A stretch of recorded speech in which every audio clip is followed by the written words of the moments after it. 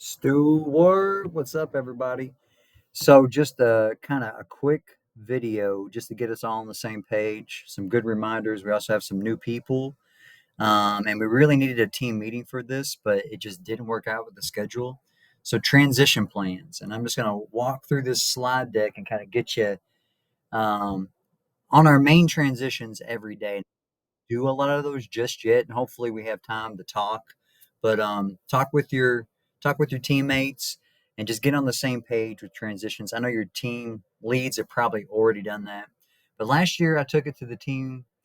I took it to every sixth grade teacher, and I put up different plans for transitions. And this one was, we line up, people hold, and then go to their classrooms, like two at a time, two classes at a time, that is. We do like a merry-go-round where everybody comes out and everybody goes right, like a merry-go-round, or left. It doesn't really matter, whatever you choose.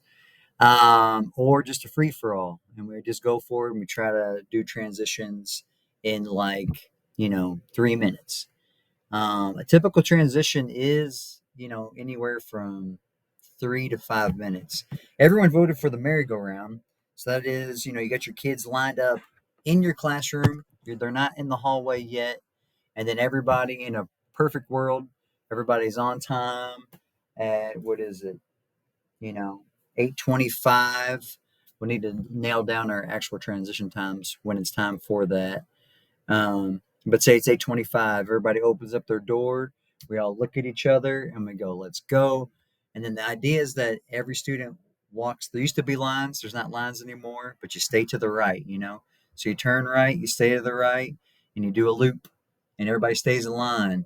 Now, where it gets, and I think you can see my cursor, where kids will complain is they'll want to say, like, "Look, my room is right here, but you're going to make me walk all the way around here right before." I realized my arrows are the wrong way.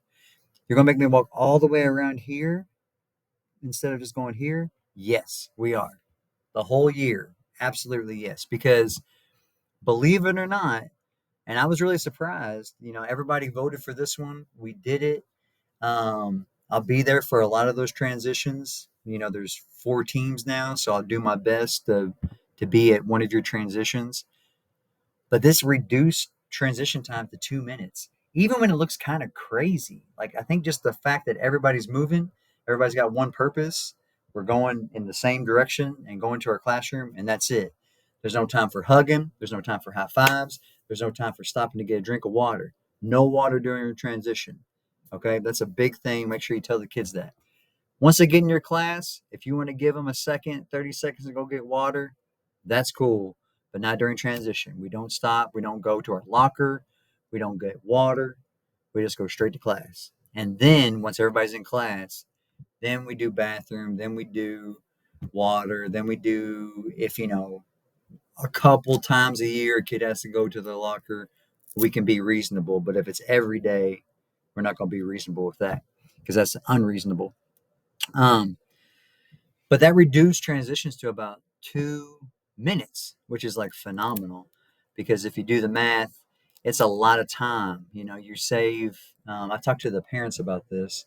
I don't have the numbers up here, but you end up saving about, in a month.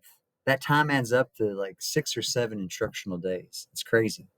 Um, it's really crazy that it adds up. But when you base that off of an extra 3 minutes, so you know, a lot of transitions will be about 5 minutes.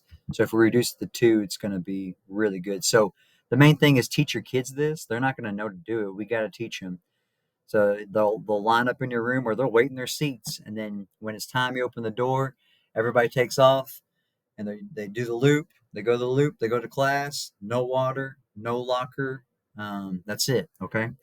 So the only other thing I want to talk about is we'll need to figure out posts for now. Arrival's pretty easy. When I send kids out of the cafeteria, you just need to be posted at your door, but in the middle of the hallway. I hope that makes sense. So your door's here where you can look inside your door, but you need to be in the middle of the hallway so the kids can walk on the right and left side of the hallway. If you're on the right or left side, then they got to go to the middle, and we're creating a problem, right? So Adults are in the center, kids are on the edges by the lockers.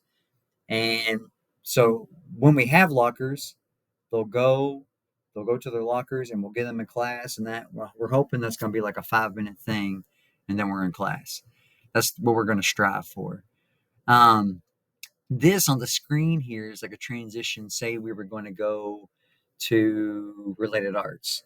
So we'll need to post up in the middle of the hallway and just kind of spread out.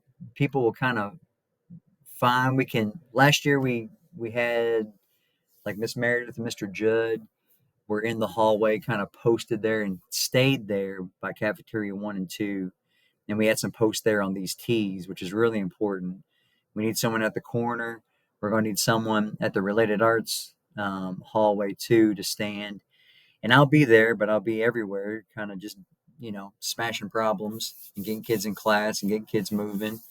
Um, but when we all help on transitions, we reduce fights. I mean, we had like a couple of fights last year, but it was like during dismissal. It was like anytime we had any kind of weakness, the kids know. So that's the idea, is that we're removing all those weaknesses. Like if we're posted out there and we're spread out, um, we're not going to have any weaknesses. We just keep the kids moving.